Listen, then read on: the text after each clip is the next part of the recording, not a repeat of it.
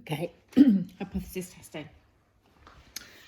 This assumes you know what a sample is and you know what a population is. So a population is where you define a group that you are then going to take some small sample from. We will give you a bit more information about sampling, but really for this purposes you need to know that a sample is something smaller than the population. Right, to do our significance testing, or our hypothesis testing as it tends to be known, is we assume what we've been told about the population is true. We find the probability of the result that we've seen in the sample, and we find the probability of this happening in the world that you've been told by the population.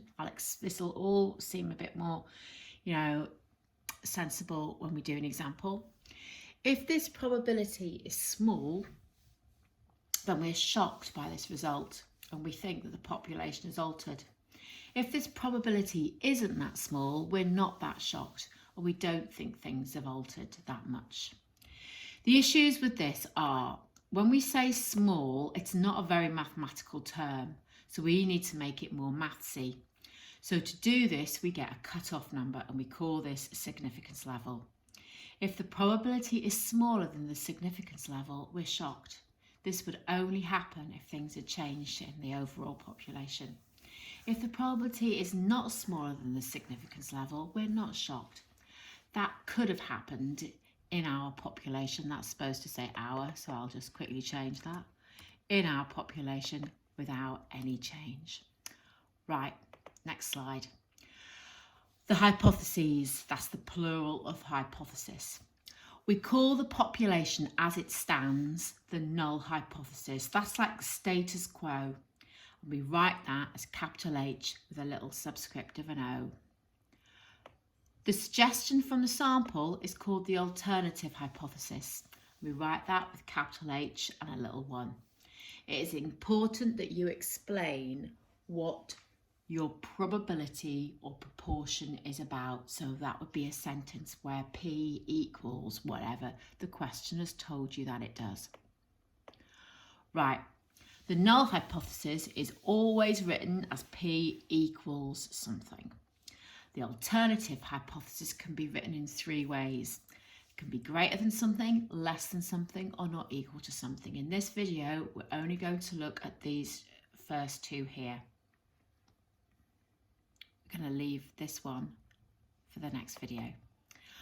This is what you're going to do. First of all, you state the null and the alternative hypotheses, remembering to explain what P is. You find the probability of the thing in your sample happening, and you compare this to your significance level. If your probability is smaller than the significance level, this is a shocking result, so you reject the null hypothesis in favour of the alternative hypothesis. If the probability is bigger than the significance level, then it's not that shocking, it's not too small, and you don't reject your null hypothesis. Right, example 1. A sociologist believes that more boys than girls are born in wartime. In a sample of 200 babies born in countries at war, 116 were boys. Does this data support the sociologist's theory at the 5% significance level? So that's going to be your cutoff. So we would assume, obviously, that the status quo, half the babies born are boys. So our null hypothesis, the probability of being born a boy is 0.5. The alternative hypothesis, because we're looking at more being born, probability is greater than 0.5, and you can see I've defined what P is. Well, right, we're going to assume our population proportion, which is 0.5. And in our sample, we've got N is 200, so this is our binomial distribution.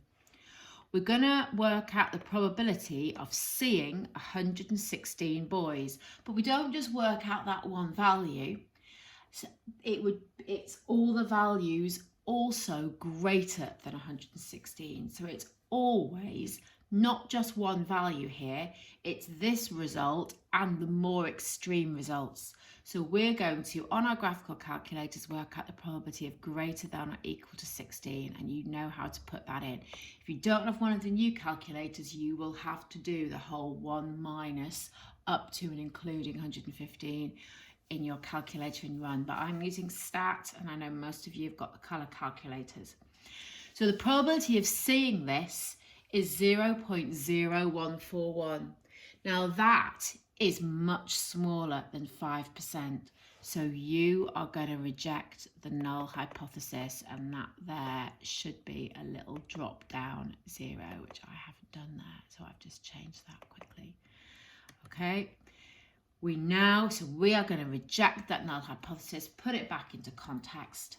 At the 5% level, there is significant evidence to support the theory that more boys are born in wartime.